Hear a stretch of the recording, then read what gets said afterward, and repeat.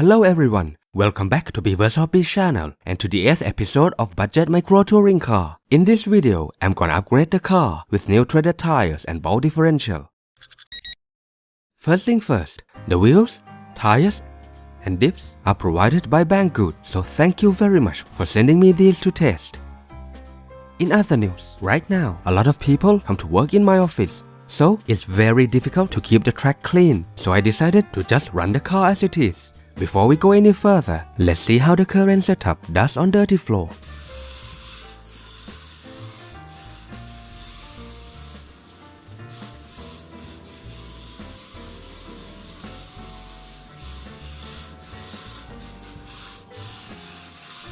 These slick tires lose grip very quickly on dusty floor. So the first thing I'm gonna do is replacing these tires with the threaded tires along with aluminum wheels. These wheels are narrow 8.5mm with 2mm offset.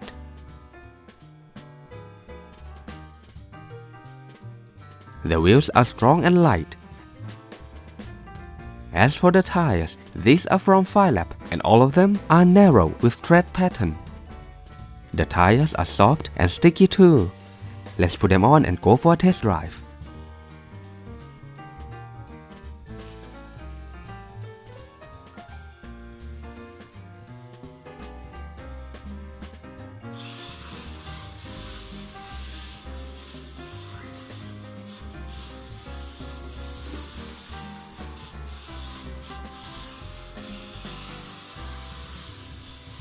These tires work much better on dusty floor than the slick tires. I can control the car much better than before.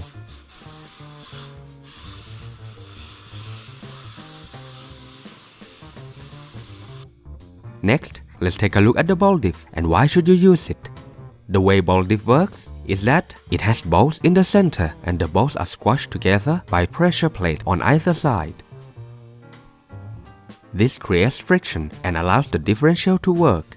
With ball diff, you can fine-tune how the power is sent to the wheels. You might remember what I did with the gear diff was filling it with thick grease. With ball diff, you don't have to do that. The tension or how the power is distributed between each wheels can be adjusted by the tension between these bolts and pressure plates. And you can be precise how tight you want it to be. Tighter diff gives you more tension between the wheels and makes the acceleration better. Looser diff allows the wheels to move more freely from each other and makes the cornering better. Now let's take a look at WLtoys ball diff. The construction is fantastic with all metal, from the housing to the gear. This is not going to break or wear out in a hurry.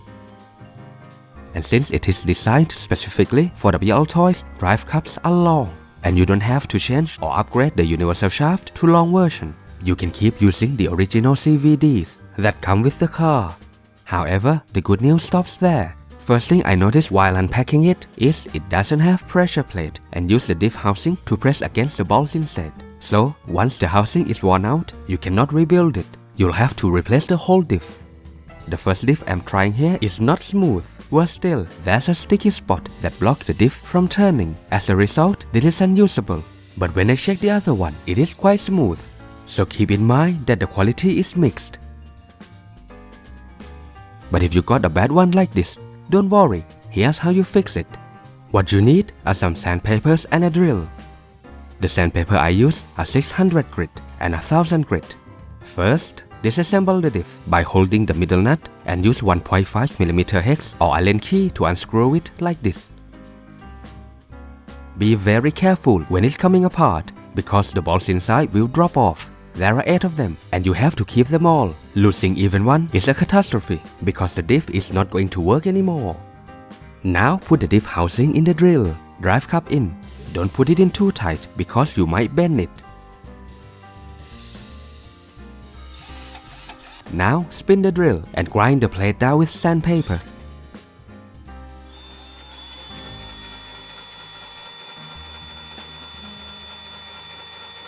Do this until it is smooth, then move on to the other side.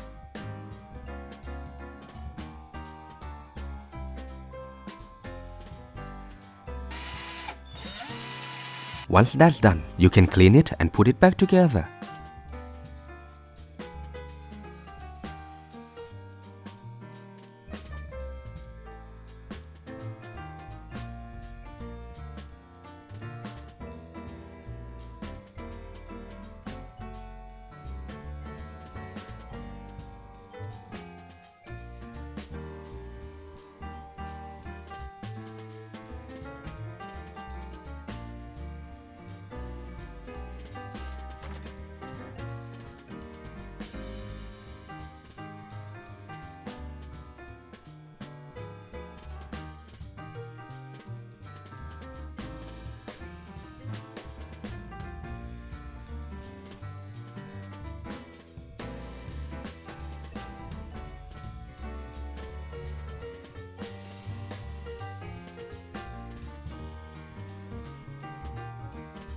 The next part is running. You should do it with any new ball diff, so the operation is smooth.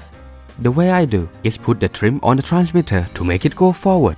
Then grab one side of the wheels and let the other one spin. Do this to both sides until you feel the movement is smooth. Once that's done, you can adjust the diff tension however you want. To adjust the diff, you grab the middle nut with the pliers. Then use 1.5mm hex screwdriver or Allen key to adjust. Turn clockwise to tighten it. And anti-clockwise to loosen it. Righty-tighty, lefty-loosey, you know the drill. My setup is front diff tighter than rear diff. Now let's go for test drive.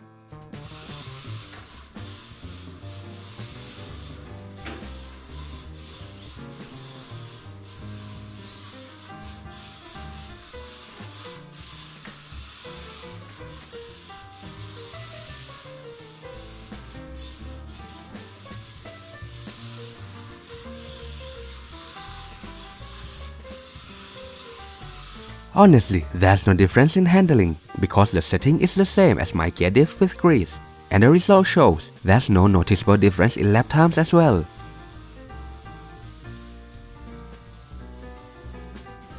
Now let's take a look at the spending. This time I'll count only the things that are actually on the car.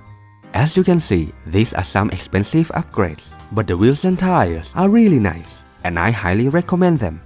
The wheels are good and strong. The tires are grippy and work well even on dusty surface.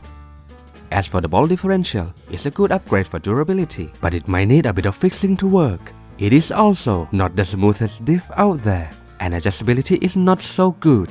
You have very small range from completely open to fully locked. It is not much, but it is easier than adjusting by changing the grease for sure. If you want a high performance differential, look for something else. For example, ball diff for Mini Z from Eagle Racing. Then change the CVD to long universal shaft. And that's it for this video. Please subscribe if you want to see more content like this and press the bell icon to get notification whenever I upload a new video. You can follow me on Facebook to see what I'm doing between videos along with some quick updates. Thanks for watching and see you again next time.